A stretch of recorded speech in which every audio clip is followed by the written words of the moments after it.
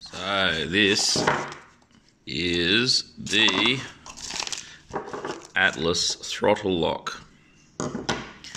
Not the genuine one, the copy one. Yeah, instructions and stuff.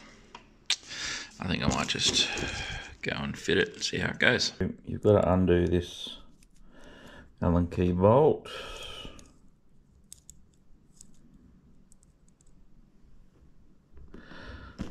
Chuck that down there somewhere.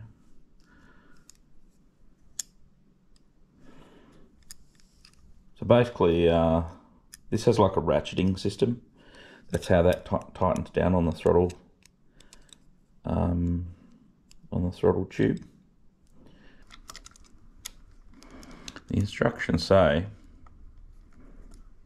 pretty much you just want like a couple of light turns on that, and then pull it this way, and then ratchet down this side. This is the side that's got the ratcheting arm on it.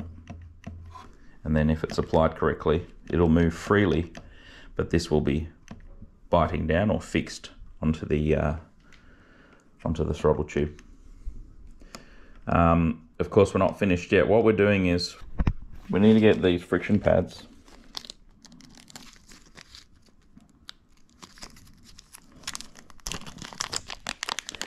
There's a variety of friction pads in the pack. They're like a 3M backed piece of rubber, more or less. And what we have to do is determine the gap between the throttle housing, which is here, and the actual throttle lock. You want it so that you still get free movement of the throttle tube, but then when the button is applied, that rubber's going to push against this housing. So you basically slip the rubbers in one by one until you find the one that has the proper amount of clearance without being too restrictive. For me, I'm going to use the biggest pad. That's the thickest pad that is provided out of the pack of 5. So I use the thickest one on the Himalayan, which that should still allows free movement, but when that is applied, it's going to lock, which is good. So the thickest pad is the go. Even though it is 3M backed, which is quality tape, I'm actually going to use some isopropyl alcohol.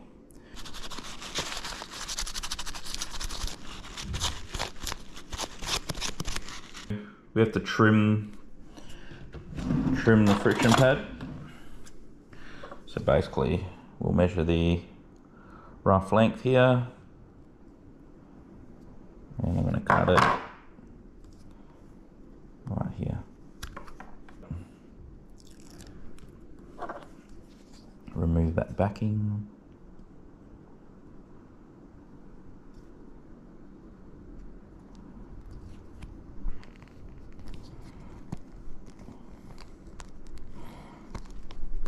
And apply pressure to the friction pad just to make sure it sticks.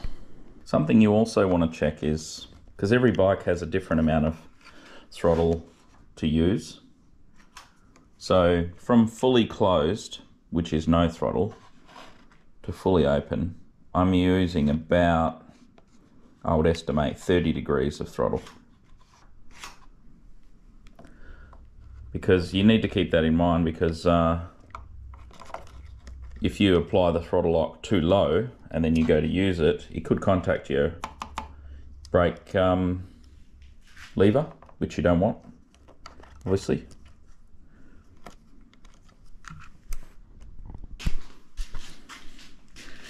I'm going to put a little bit of thread locker onto this bolt here, because little bolts like to rattle free. on the bike, so I'm just going to put some on this bolt, not too much. So that's it, throttle lock all fitted. Throttle moves freely and then holds there, unless you manually cancel it, which is just twisting the throttle back, or if it's locked and you hit that, hit the cross and it cancels as well. I'll go give it a go. So the thing I really like about the throttle lock is that it integrates pretty seamlessly with how I ride. I don't usually ride with it just on. It obviously that means I've only got one hand on the steering and that sort of thing. But what I do like is if I get pins and needles, as you can see in this little clip, you can just hit the button, stretch your hand out and get sensation back in your hand, and then keep going. It cancels reliably both off the button, or if you just force it to cancel by twisting the throttle forward. Yeah, it just works really well.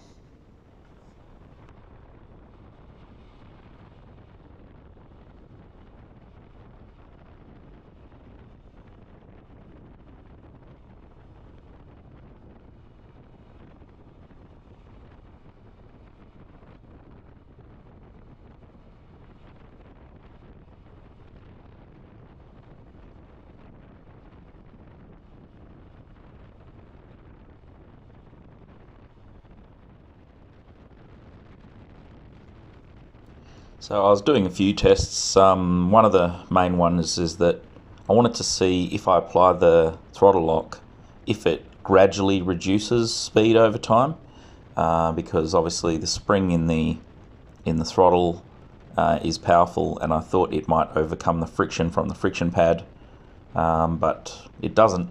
The pad that I installed is like a perfect gap between the throttle tube and the housing of the indicator and that there. So yeah, it maintains correct speed even over longer periods of time, which is really good. So after quite a bit of testing, I can honestly say, even though it is the copy of the genuine Atlas throttle lock, and if you can afford it, go for the genuine one, but the copy is a lot more affordable and seems to have all the same features and work quite reliably. I've done about 1,000 kilometers now with it on, haven't experienced any issues. Everything about it seems to work quite fine, and I feel like it's a safe addition to the bike. You know, cruise control is always one of those things where it's like, is it safe, especially on a motorbike? I feel like it is.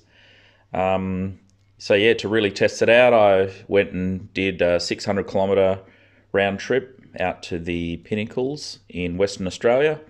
Honestly say the throttle lock is a game changer on when you're doing really a lot of kilometers. It really allows you to keep moving and stretch your hands and that. Of course, there's no substitute for just pulling over and taking in the scenery, but if you get the pins and needles in your hand while you're riding and you just want to flex it out, I'd say that's a really good option to do so.